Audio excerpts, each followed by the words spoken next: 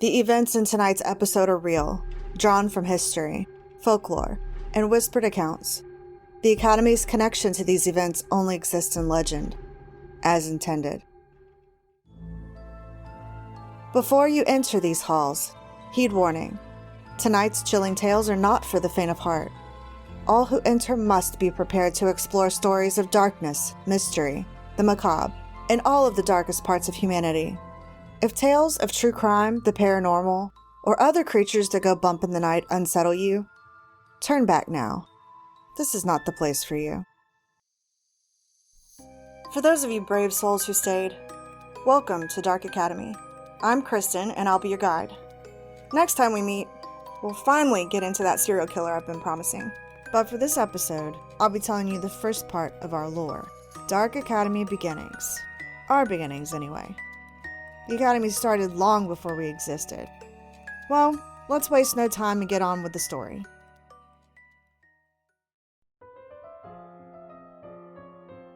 I've lived in Northeast Florida my whole life. If you ever drive I-95 entering or exiting the state, wave as you pass by, and know that I'm waving back. I'm close to the Florida-Georgia line, so I'm just as much Southern as I am feral Floridian. I'm proud of it. Here in the greater Jacksonville area, we have our local lore like every other town. Spooky, fun stories to scare the crap out of each other. The scariest, if the stories are true, is Haunted School Number 4 near downtown. It's said to be filled with ghosts of students, boiled by the janitor, or eaten by a cannibal principal. Then there are the demons, supposedly summoned by satanic rituals after the school shut down. True or not, I suggest you not go hunting these haunts. You can be arrested, and it's not exactly the safest part of town. When I was a kid, my mom would take me to this beach near our house. On the way back from the beach, we'd pass the road leading to Kingsley Plantation. It's long and seems never-ending, with moss and shadow figures draping from the trees. At least that's what my mom said. Even during the day, the road is shadowy and dark. It's as beautiful as it is spooky. Just a little up the road, Amelia Island is full of history and haunts. But just one story matters today. Wickademus. Every town has a place you're dared to visit. You know, like a rite of passage. Usually it's suggested by people too scared to go themselves. In Fernandina, which if you're not from here or familiar with the area, Fernandina is on Amelia Island. There's this old tree where a witch was supposedly hanged in the 1600s. I know, 1600s and witches. If you take the footpath across from the school to her gravesite, the ground is said to shake beneath your feet. Some who brave that trail are never seen again. It's not some long hike into the woods. I mean, if you keep walking, you'll eventually hit a creek with gators. So, maybe. But it's hard to believe people would disappear completely in that area, unless they were doing so on purpose. So, there's not a lot known about Wickademus, whose name sounds completely made up. Like a mashup of Wiccan, which makes sense since she's a witch, and Nicodemus. I'm not sure how that could play in. But stories like this exist all over the world. There's no real proof these people ever actually existed. But they have to come from somewhere, right? Anyway, my mom and I like to visit this adorable store on Center Street, downtown Fernandina. It's called 8 Flags Antique Market. This is related, I swear. It's packed full of antiques, obviously. But there's new stuff in there too, but it's mostly like handmade things like great soaps, cute jewelry, like stuff you can find on Etsy. But I'm not here to sell that to you. So I like Tammy Hogue books. She was one of the first ones I found in the mystery section that I liked. So when I saw a hardback sitting on the shelf, I grabbed it. Even the ones I don't love are entertaining enough. I've never regretted reading one of her books, so I didn't bother to flip through it before buying. But when I opened it later, I realized somebody had switched the dust jacket. It wasn't Tammy Hogue at all. So I was kind of mad. But anyway, I removed the jacket. My disappointment turned to intrigue. I mean, listen, y'all, this cover was completely blank. Its pages were thick and textured. It was like they were not the same paper we have, like they're old. I was scared to rip them. Inside was a mix of printed and handwritten text. All of it was in this language I've never even seen before. Like, it doesn't even look familiar. Like, not even that fake alien looking stuff that you see on some shows. Anyway, all except for the note that fell out. But it's more like it just came out on its own, like demanding to be seen. But it was written in English. It was like, all will be revealed in time. I was like, this is amazing. Like, what did I just buy? Now, I want to tell you everything at once, but we'll both be overwhelmed. I'll have to lay down. You won't get your story. Everybody's going to be cranky. Nobody wants that. But I will tell you how this little note led me to our meeting place, what I call Dark Academy. The note gave me the name Wikidemus.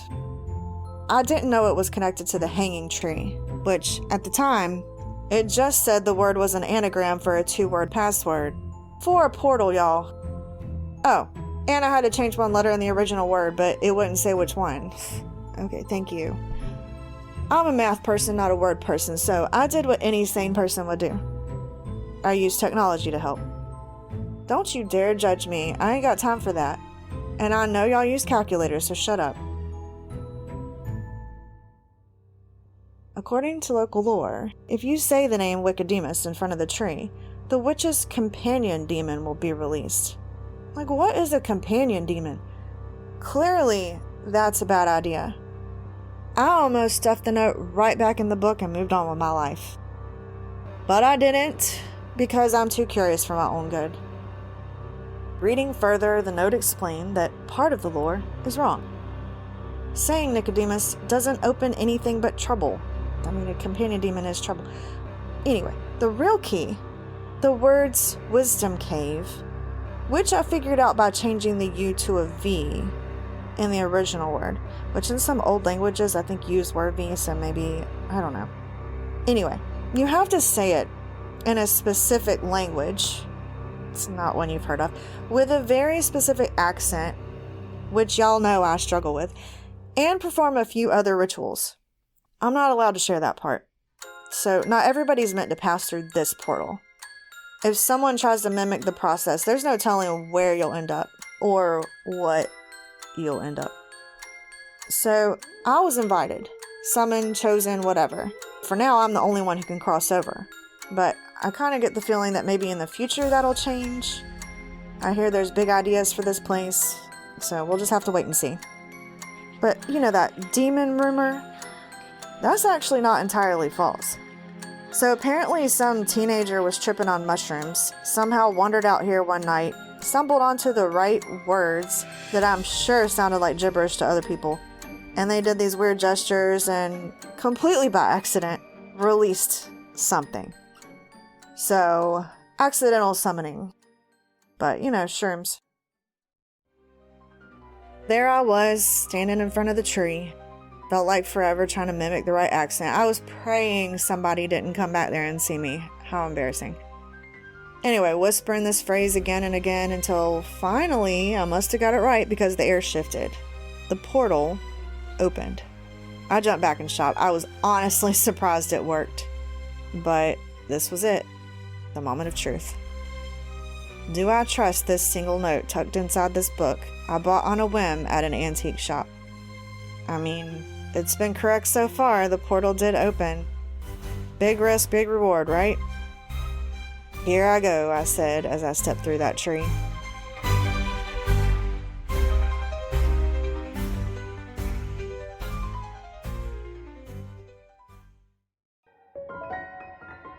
I stepped into a whole other forest.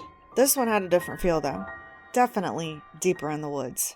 Nowhere near the beach. I could no longer smell the salt. My whole body felt a slight charge. The forest was thicker. Light struggled to get through the dense canopy. The air was cooler and cleaner. I could breathe easy, y'all. I'll admit I was a bit scared, but as somebody with asthma, anything that makes air intake easier lessens my concern about anything else. It kind of reminded me of the mountains that I'd been to, but not quite. Familiar and foreign all at once. I still don't know exactly where this place is. Not geographically anyway, like you won't find it on Google Maps is what I'm trying to say. And before I could spiral into a panic over entering a whole new dimension, no idea if the return directions would work, my focus was broken by the thick, dry leaves beneath my feet. Every step made a loud, satisfying crunch. I was instantly distracted like a kid jumping into a pile of them for the first time. I was so caught up stomping around like a fool. Because, we don't have leaves like that in Florida. I didn't even notice I'd wandered into a clearing through some gates. Like massive wrought iron gates. I was like, So I turned around to leave. These gates shut on me. I started running to escape before they closed, but I didn't make it. My body melted in defeat. And I saw nothing mechanical on the gates that would open or close it, so I was even more concerned at that point. So I slowly turned back around and looked up. There it was. A Gothic structure stretched up into the dark, foggy sky. Its stone walls covered in thick ivy that crawled upward like it was alive. Then suddenly, the large wooden arched double doors opened slowly, with a loud creak. I stood still, bracing for whoever or whatever was about to show up, but nothing ever did. I'm not about that life, so I decided to pretend I just didn't see the gate close and the door open independently from any human operator, and I wasn't about to go running in a dark building if I didn't have to, so I circled the building instead, looking for escape options. I did find some interesting things, but I'll save those for another time. What I didn't find was a way out. When I got back around to the front, the gate was still sealed tight, but I had to try. I grabbed it and shook it hard. They're solid, iron, and pretty tall. I'm in no shape to climb fences.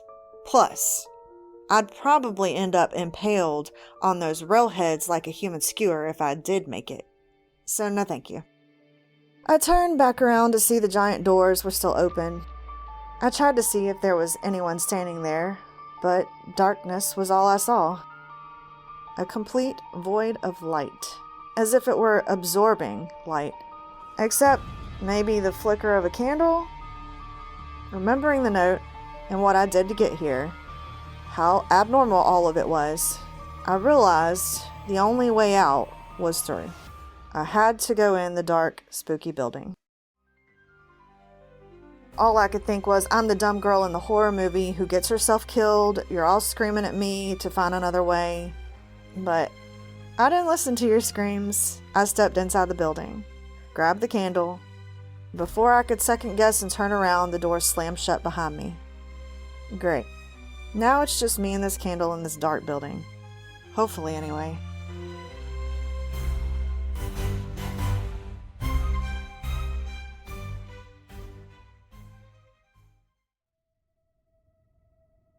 I stood there, terrified in the dark, silent foyer.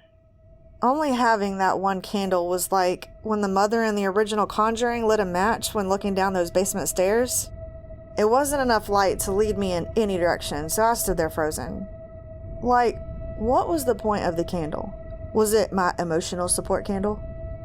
The room I was in felt big though, cold and lonely.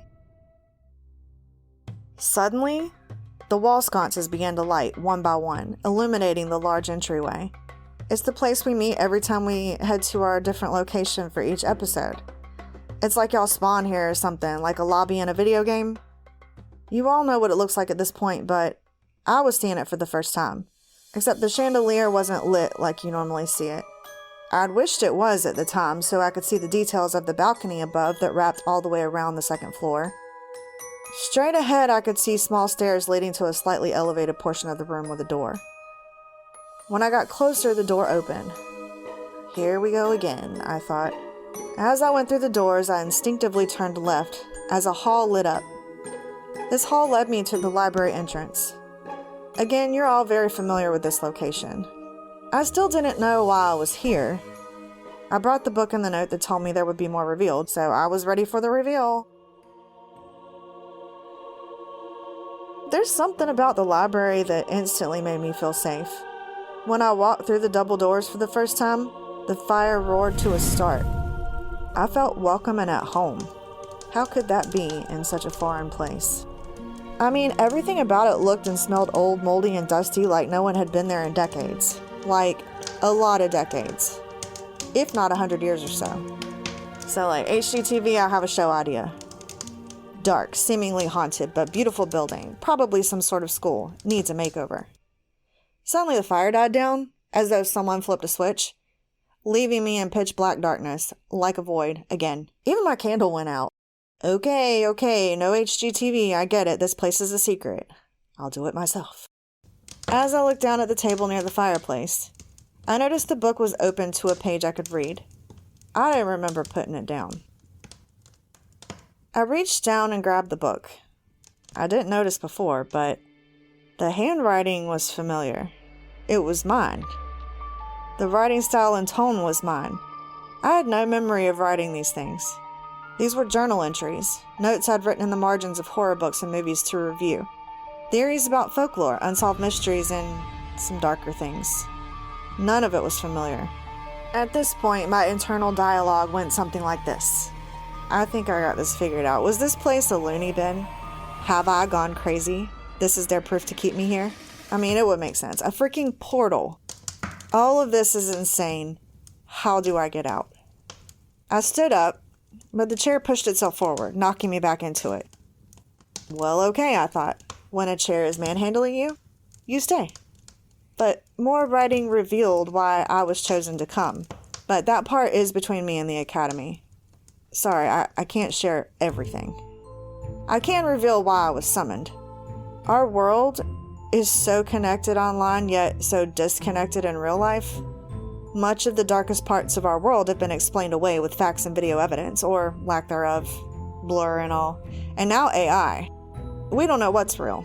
We don't have respect for things that were once feared, things that we need to fear and respect. We don't know how to stay away from certain locations. For instance, someone does mushrooms, trips on a tree, and unleashes a demon. You know, like we talked about. It's like ignorant people feeding wildlife. We have to relearn the respect for creatures and places of myths and folklore. They're there as a reminder and warning. And I mean, for other stuff, some people have lost their imaginations to seek out the things that can help us. We think we've discovered it all. And the larger powers seek to control us and hide truths. It's our mission to uncover them. And lastly, sometimes seemingly mundane activities and things like horror movies actually contain clues and tell stories of real events.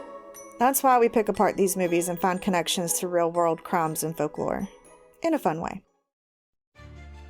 The Academy itself used to be full of people. Some, like me, sent to the people to tell and collect stories. They had different names, but every culture had them. Troubadours is one example, though it would be very cool to travel to do my job. I'm a woman with children, so it's nice to be able to stay home and be very close to my portal. Some were more field agents. Some just observed. There were many people involved. It hasn't been revealed to me what happened yet or where everybody went. If they died off, why they didn't replenish their supply of workers or agents or whatever.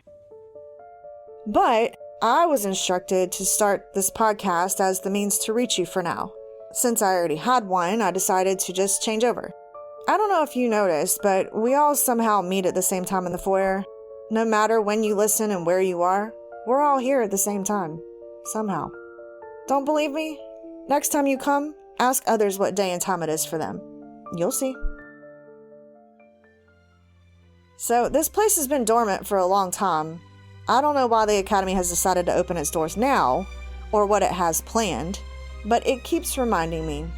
More will be revealed. So we just have to be patient. But for now, we do know you have been summoned as well. The Academy is now awake, and class is now in session.